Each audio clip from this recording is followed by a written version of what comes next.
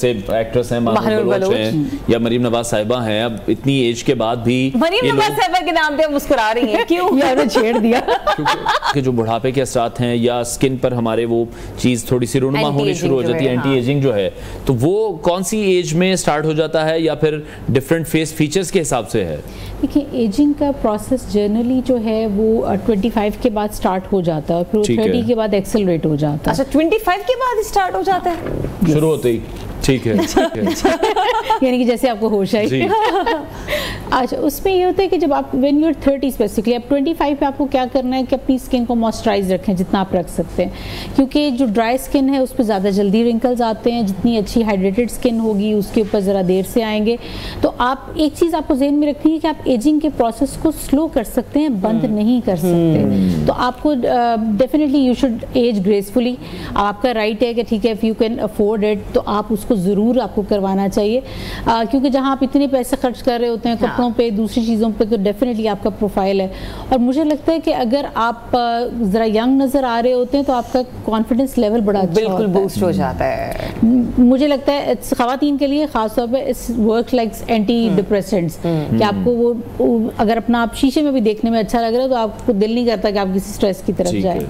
और जो लोग ज़्यादा स्ट्रेस में रहते हैं उनका एजिंग का प्रोसेस ज़्यादा एक्सेलरेट हो जाता है। अच्छा, तो इसलिए आज डॉक्टर साहब, हम जैसे लोग से मुराद ये कि बहुत सारी हमारी कलीग्स जो कि न्यूज़ एंकर्स भी हैं, प्रोग्राम एंकर्स भी हैं, मतलब मीडिया से रिलेटेड लोग जो हैं, क्योंकि अभी भी आप स्टूडियो में बैठी हैं, यहाँ पर आप देख लें कि लाइट फ्रिक्वेंसी किस हद तक ज़्यादा है और हमें डेली रूटीन मेकअप करना होता है। चले प्रोग्रामिंग के लोग तो फिर 3 से 4 घंटे के लिए मेकअप एप्लीकेशन करके रखते हैं, लेकिन जो हमारी न्यूज़ इंडस्ट्री की कलीग्स हैं, मेल हो या फीमेल हो, उन्हें 8-8, 10-10 घंटे, और हम भी इस टाइम से गुजर चुके हैं। तो क्या हमारा ये प्रोसीजर जरा ज़्यादा तेज हो जाता है, ये ज़्यादा इफेक्टिव होता है हमारे लिए? बिल्कुल, इसलिए कि जब आपकी ये वाली लाइट्स होती हैं तो आपकी स्किन ड्राई होना शुरू हो जाती है। जब आप इन लाइट्स में बैठे हैं तब भी आपने सन ब्लॉक लाजमी लगाना है। अच्छा, सन ब्लॉक सिर्फ और सिर्फ आपको प्रोटेक्ट नहीं कर रहा होता डिफरेंट रेज से, वो उसमें एंटी एजिंग का भी एक आंसर शामिल है कि आपको प्रोटेक्ट करता है कि जल्दी आप एज नहीं करते हैं। तो जब आप खास तौर पर किसी भी तरह की हार्श चीज़ के ऊपर एक्सपोज्ड हैं तो आपकी केयर ज़्यादा बढ़ जाती है।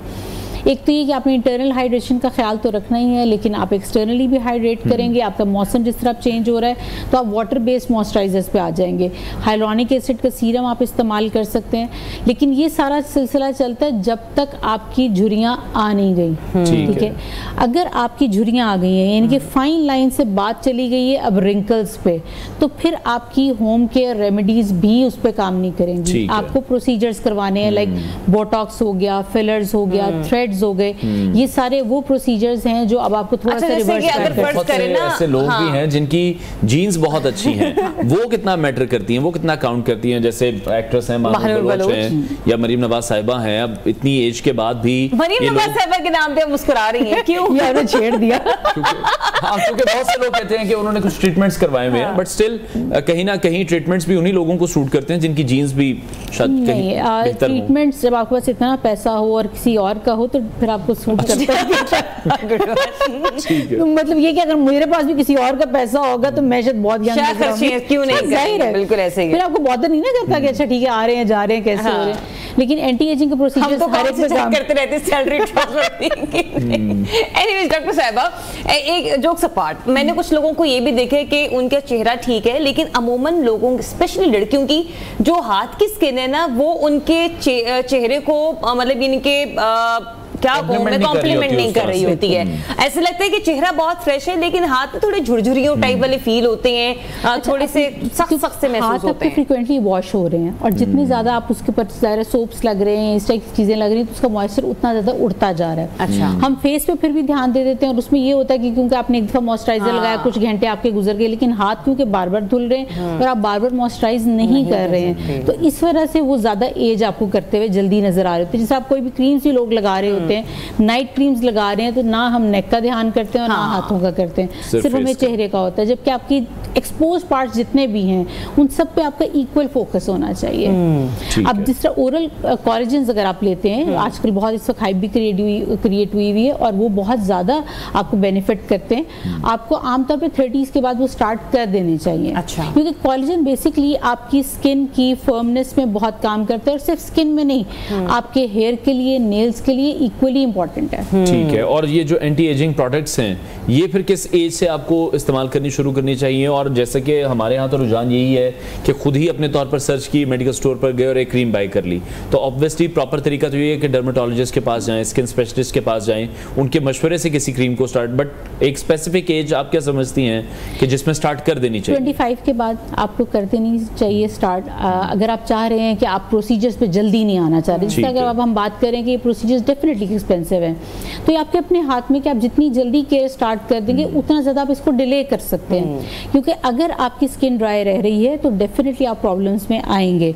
कॉलेजन, ओरल कॉलेजन्स को आप स्टार्ट कर दें, हाइलोनिक एसिड। अच्छा, मज़े की बात है कि कॉलेजन अगर आप ओरल भी ले रहे हैं तो उसके अंदर कोई प्रॉब्लम नहीं है, उससे कोई साइड इफेक्ट्स नहीं है।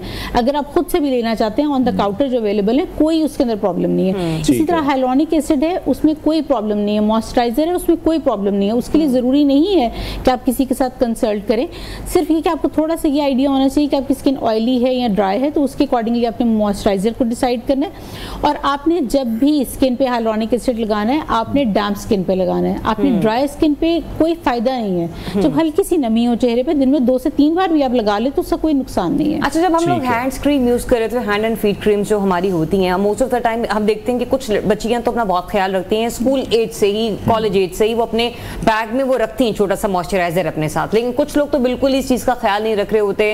तो जैसे होता है ना, एक ब्यूटी प्रोडक्ट होती है, आपको लगता है कि ये हैंड एंड फीट क्रीम ज्यादा सूटेबल है या कोई ना कोई मेडिकल आपको ट्यूब या क्रीम की तरफ जाना चाहिए? Hand and feet cream is fine, बिल्कुल आप इस्तेमाल कर सकते हैं, ना करने से बहुत बेहतर है। आप अगर जिन बच्चियों की बात करें जो अर्ली एज से कर रही होती हैं, तो आपको नजर भी आएगा। तो अगर जो नहीं कर रहे और एक टाइम पे जाके वो रियलाइज करते हैं, तो डेफिनेटली बहुत सारी चीजें रिवर्स बैक नहीं हो सकती हैं। अब जिस तरह अगर हम प्रोसीजर्स पे जाते हैं, बोटॉक्स है, फिलर्स हैं, थ्रेड्स हैं, ये आपको 10 से 12 साल पीछे तो लेके जा सकते हैं, लेकिन वो भी तब जब आप 40 से पहले उसको डिसाइड करें। अगर आप 50s में जाते हैं और कहते हैं जी 50s में जाके मैंने बोटॉक्स करवाना है, तो वो भी आपको बहुत ज्यादा तक क्लियर नहीं कर सकेगा। लेकिन हमारे हमें है ना कि सभी कहते हैं कि ये कौन सी उम्र आ गई ये काम करवाने की, अभी तो सारी जिंदगी पड़ी है। वो हमें तो अगले लम्हे का नहीं पता। तो मैं तो ये खुद ही कहती हूँ कि अगर आपको अंदाजा हो रहा है कि आपकी स्किन को या आपकी बॉडी को इस ट्रीटमेंट की जरूरत है, तो आपको वो जरूर करवाना चाहिए। और दूसरा एक और सवाल मेरा ले लीजिए कि गर्मियां शुरू हो चुकी है, लेकिन बावजूद इसके अभी भी ना चेहरा इतना खिचरा होता है, इतनी ड्राइनेस है फेस पर जिसकी हद्दी, आप जितना मर्जी मॉइस्चराइजर लगा ले, लेकिन धोने के बाद फिर आपको ऐसा लगता है कि फिर से ना फेस पर इचिंग फील हो रही है। उधर वहां पे लोग क्या करें?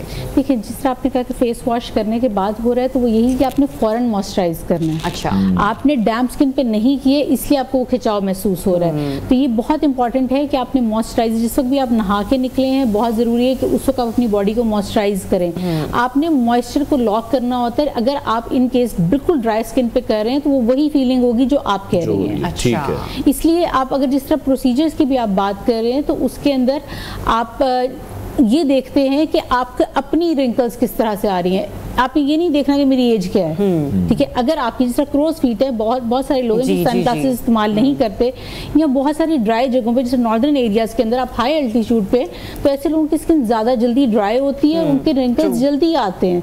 आपने इस पे नहीं जाना कि आपकी एज क्या है। आपको रिंकल्स आ गए हैं तो आपने उसके लिए जाकर ट्रीटमेंट लेना है, इसको छोड़ दें कि आपकी एज क्या है। ठीक है, बहुत शुक्रिया। स्किन स्पेशलिस्ट डॉक्टर रीज़ जुल्फ़िकार साहिबा हमारे साथ इन कॉन्वर्सेशन थी। ब्रेक लेते हैं नाज़रीन, ब्रेक के बाद आपको दोबारा ज्वाइन